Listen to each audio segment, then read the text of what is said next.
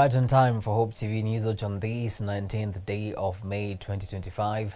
A very good evening to you wherever you're watching us from, and welcome to the broadcast. My name is Kennedy Kimani, and signing for us tonight is Boniface Murithi.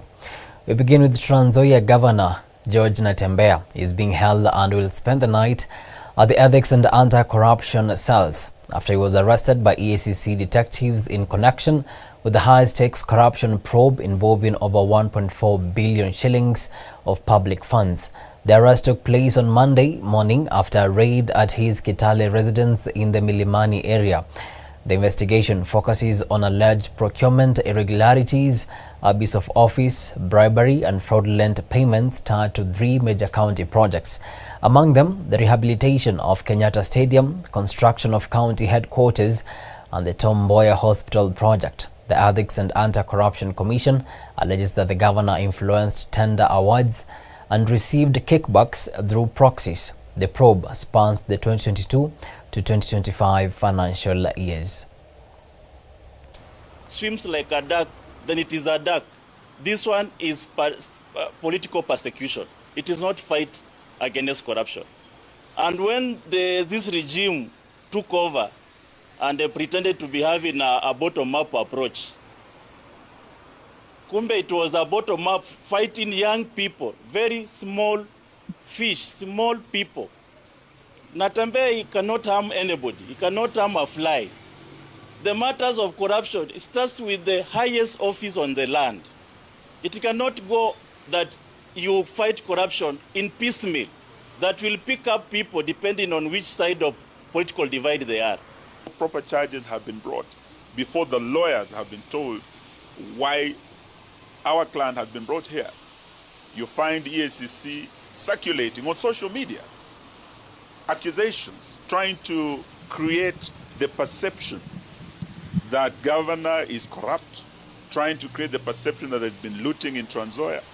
That is totally unprofessional, and it's prejudicial to the case of Governor Natembeya. Still matters politics, and the former Deputy President Rigathi Gachagua has dared the government to arrest him if he has broken any laws, saying he's ready to face justice. Addressing journalists from his current home in Nairobi, Gachagua fired back at recent remarks by Interior Cabinet Secretary Kipchumba Murkomen and Deputy President Kithure Kindiki, who warned that he's not above the law and could be arrested over insightful statements. In a dramatic claim, Gachagua alleged that security officers were sent to his home on Sunday with a mission to assassinate him using a chemical substance designed to kill him within 3 months. Gachagua has maintained that neither he nor his supporters will be intimidated by state power or the criminal justice system. Day the 18th, May 2025, I received intelligence reports that President William Ruto had ordered that I be dealt with once and for all. And since the goons sponsored by the state on several occasions had failed, police and other state security agencies had to come in. At about 11 a.m., same Sunday, 18th May 2025, this information was communicated to the Inspector General of Police, the Director General of the National Intelligence Service, and the Director of Criminal Investigations by the CS Interior Kipchumba Murkomen, and consequently, a killer squad composed of 101 lethal and dreaded officers from the administration police and seconded to the National Intelligence Service, accompanied by officers from the DCI, the Anti-Terrorism Police Unit, the General Service Unit, and the regular police were deployed. This killer squad have been carrying out extrajudicial killings and abductions. Yesterday, they were mobilized and cordoned off and blocked all exits from Gatanga constituency. This squad was armed to the teeth and hooded and with masks to conceal their identity because of the heinous acts they wanted to commit on us. This is despite that there are existing guidelines from the High Court that officers should be in uniform and not conceal their identity. At about 2:30 p.m., we received further intelligence from the deployed patriotic officers who are not in agreement with the information that they had clear instructions to plant arms and weapons in our convoy to provide evidence to arrest us and get evidence that they could charge us with in court. After about 30 minutes, the killer squad was joined by their counterparts who are highly trained in the use of biological weapons. Their instructions were to poison me through inhaled chemicals that would paralyze my brain within 3 months. This was the intent and the purpose of the whole operation. My team and I sought alternative routes as guided by the deployed security personnel, majority of whom are our supporters and opposed to what is going on. We have credible information that President Ruto has directed that my private security personnel be disarmed and be targeted for withdrawal of their licenses so that they can leave me vulnerable to allow room for goons to attack and possibly eliminate me. President William Ruto has expressed ungovernable anger that the state-sponsored goons are being overpowered by my private security personnel who are licensed gun holders. President Ruto is furious that the people of Kenya have not forgotten about the Kiambaa church massacre, where children and women were tortured in the 2007 and /8 post-election violence, and is unhappy that I keep on reminding the people of Kenya of the heinous act. I want to say that although Kenyans forgive each other, they cannot forget this, and there is nothing the president can do about it. The president was also utterly livid that I exposed his grabbing of 5-acre piece of land inside Gong Forest, where he intends to put a private hotel. About my statement on post-election violence, this was a precautionary statement and not incitement.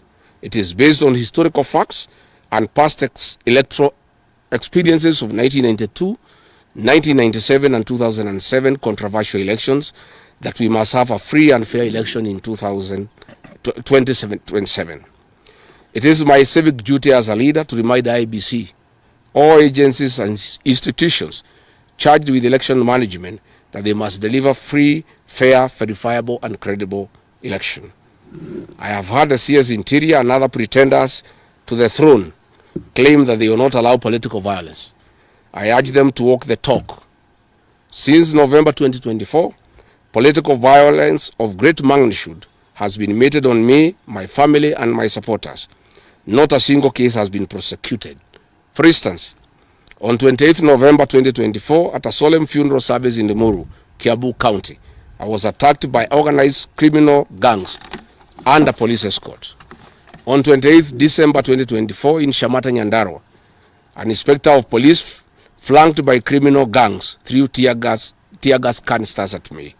On 23rd March 2025, at ACK St. Peter's Cathedral in Nyeri, my convoy was attacked at a church compound by a known criminal gang under police escort. On 29th March 2025 in Naivasha town, we were attacked by the police. On 6th April 2025, at a church service in Mwik, PCA, hooded goons attacked us inside the church. We dismiss with contempt the loose talk by CS Interior that during the DCP party unveiling, where goons dared to cause chaos were fighting for handouts from us. These were state-sponsored, but fortunately, they were overpowered by security personnel and supporters. The CS has given instructions that instead of arresting the said goons, they disarm my security personnel to give goons free access to me and my supporters in future occasions. Let it be known that our party, DCP, has organic support, and we do not pay supporters to attend our meetings the way the government is doing to people to attend their meetings. Finally, let me assure the planners of this violence that you will not stop the cause of the people of Kenya. The one-term movement and the DCP party popularity will not be stopped and will not be slowed down. The cause to liberate Kenya is not about Rigathi Gachagua. All the leaders with me. Wasting time and resources to stop me is a zero-sum game. The people of the Republic of Kenya have said that lies must stop, roads must be built, Corruption must stop. Abductions and extrajudicial killings must stop.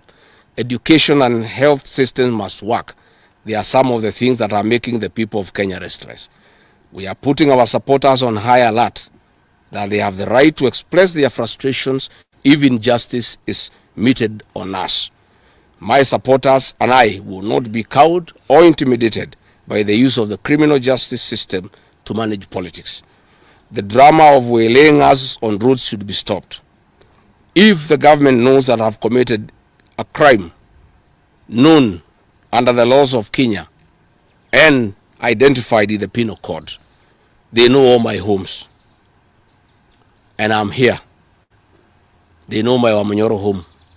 They don't need to waylay me on the road. Let them just come here, and if we have committed a crime, they can come and arrest me and take whatever action that they want to take.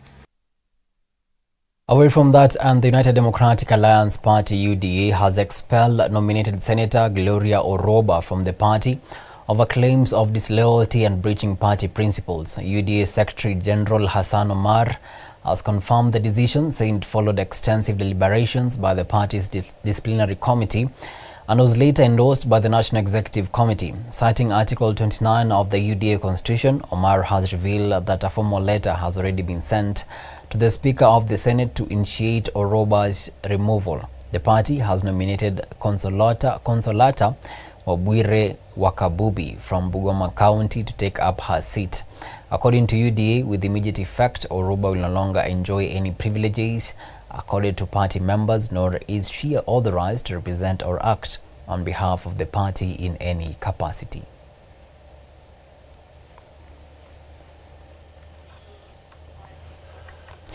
Mumias East Member of Parliament Peter Salasia has been released on a cash bail of 200,000 shillings in a hate speech case that's now drawing political heat.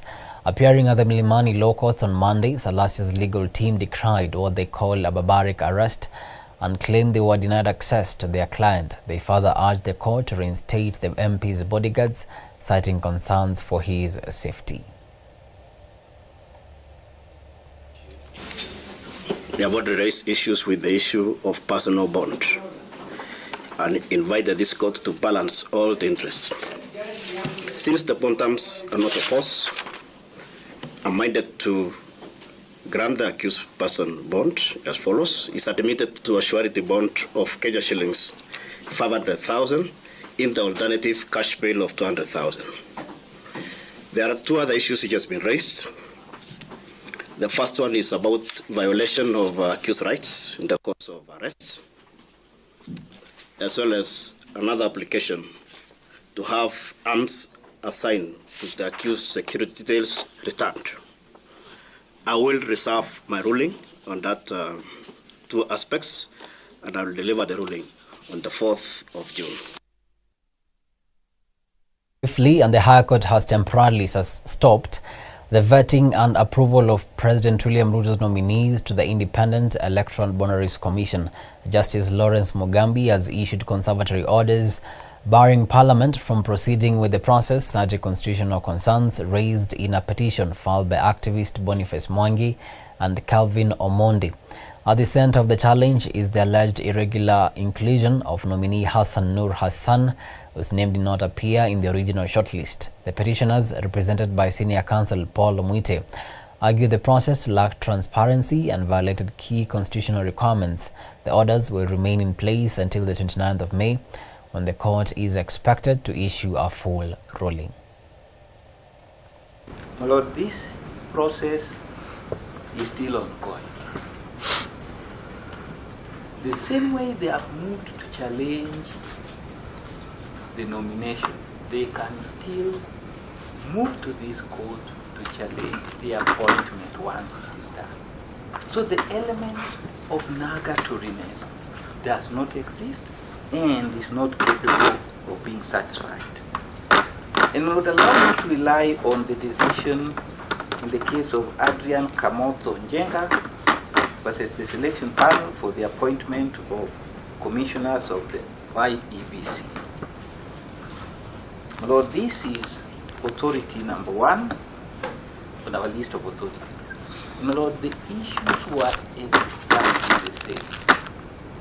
The court took the position that the application for conservatory order made at the point of approval of the names by Parliament was premature. It's exactly 18 minutes past the top of the hour. Time now for a short break, but immediately after, I'll be back with more news. See you on the other side.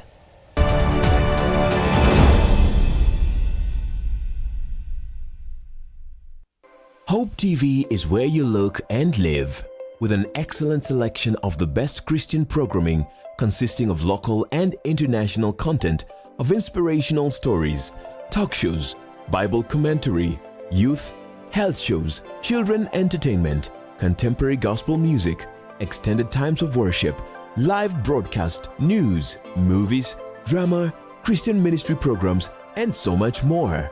Hope TV is another quality service from Christ is the Answer Ministries, with over 45% of authentic and credible local content every week.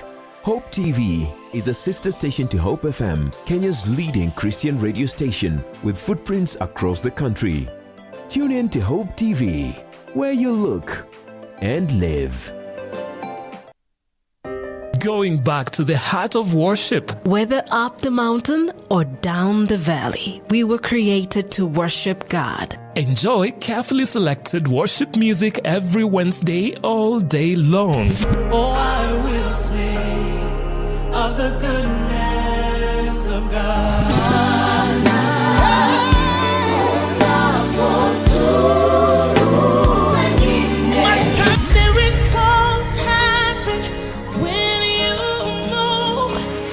Take it a notch higher with more worship music. Every Wednesday is Worship Wednesday. Only on Hope FM. Listen and live.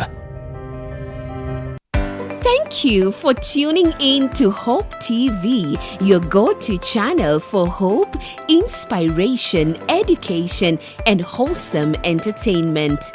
At Hope TV, we are committed to knowing God and making Him known through powerful media content. We truly value you and are dedicated to serving you better.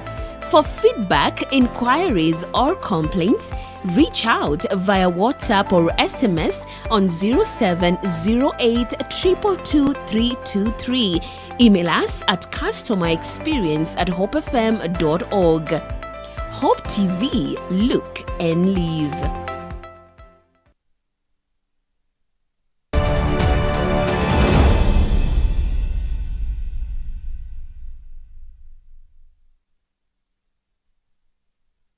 Thank you so much for staying with us. Now let's cross borders now, and Tanzanian President Samia Suluhu Hassan.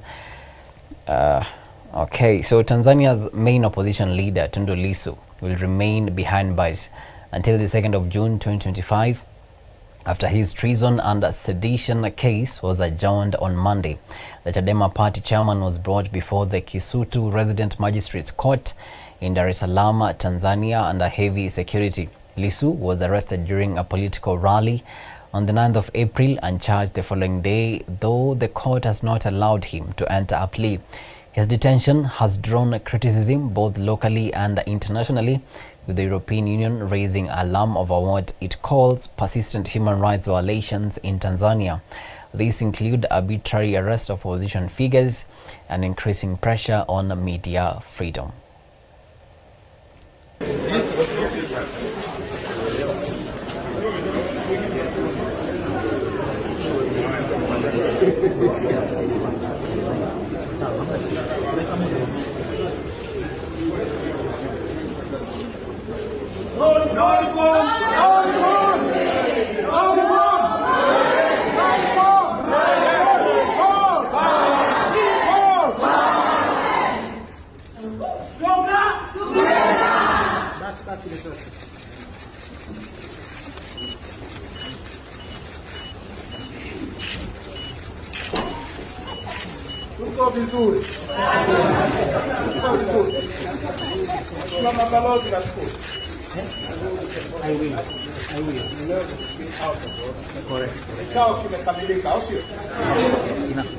Public trial Mahakama ya hadhara, public trial, utakutania hadharani. Baba, shikamoo. Salamu ya pa. Tuko vizuri.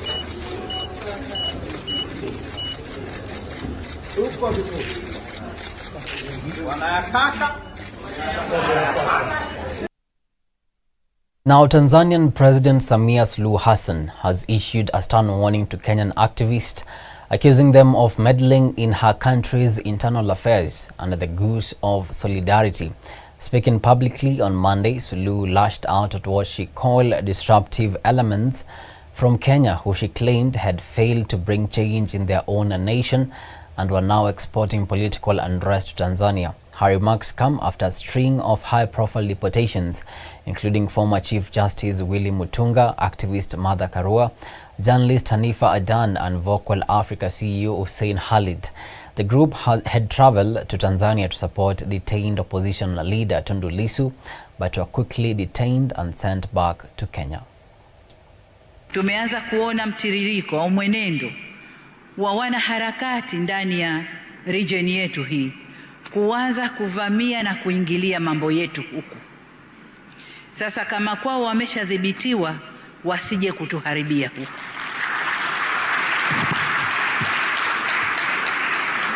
Tusitowe nafasi. Walishaharibu kwao, walishavuruga kwao. Nchi iliyobaki haijaharibika. Watu wako na usalama na amani na utulivu ni hapa kwetu.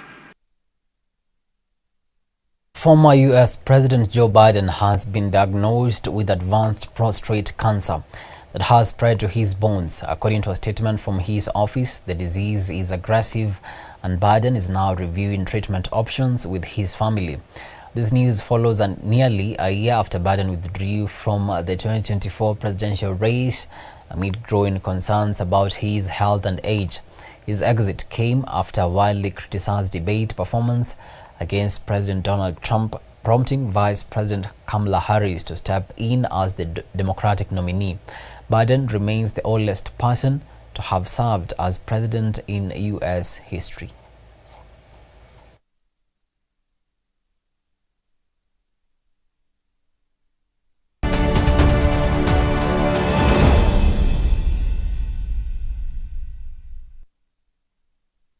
Some sporting action now. KCB Chess Club stretched their unbeaten run in the 2025 Kenya Chess Premier League with 3 straight wins in Kisumu. The 8-time champions beat Victoria Warriors 3-2 to top the league with 21 points after 7 rounds. They now prepare for a decisive clash against reigning champions Equity Chess Club next month in Nairobi. This weekend, we had come to Scottish Tartan in Kisumu for the ongoing Kenya Chess Premier League. We had 3 games. We had 2 games on Saturday and we had 1 game on Sunday. So on Saturday, we first played with Victoria Warriors, which is a local team in Kisumu, one of the top 2 teams in Kisumu. We managed to win 3-2. And then in the afternoon of the same day, we played versus a team from Nairobi. It's made mainly of the top juniors in the region of Nairobi. It's called Marvin's Chess Club. We managed to beat them 3.5 to 1.5. And then today, this afternoon, we've had a very close scare. We managed to beat Victoria Elites, which is now the top team in the whole of Nyanza region. We've managed to beat them 3.5 to 1.5. Real Leonard Kiplangat, Munga Marisoi and Benson Magolo posted a total of 104 points to win the 7th leg of the KCB East Africa Golf Tour at Kericho Golf Club. The team of Bill Kalia, Ben Kalia, Judy Chebon and Deborah Koskei came in second with 103 points. Both teams qualified for the tour's grand finale set for December. The 8th leg heads to Nanyuki Golf Club next weekend. Today's event marks the 7th event of the golf series, the 7th edition of the KCB East Africa Golf Tour. We've been to Mombasa, we've been to Nairobi, we've done Thika, Nandi Bears, We have done thicker greens, and also we've been to Burundi. And now we're here. And really enjoying, so far having touched over 1,000 participants in the game of golf. We have also touched 500 young people. As part of this series, we are also incorporating the young people so that we can nurture young talent, capture it early into this game of golf. It's actually a privilege to win this tournament, which was really tough and challenging. And actually it went well, the turnout was good, and the numbers were really good for the KCB tournament. It's all about the preparing and the train. We have to do maybe the practice. We have to really sharpen our skills and all that, then at least we can perform well. We are hopeful that we are going to perform well. With that, we come to the end of our news tonight. Many thanks to you for making time to watch Hope TV Newswatch. On behalf of the amazing team that made this bulletin a success, have yourselves a blessed night. My name is Kennedy Kimani, and Boniface Moridi has been the sign language interpreter.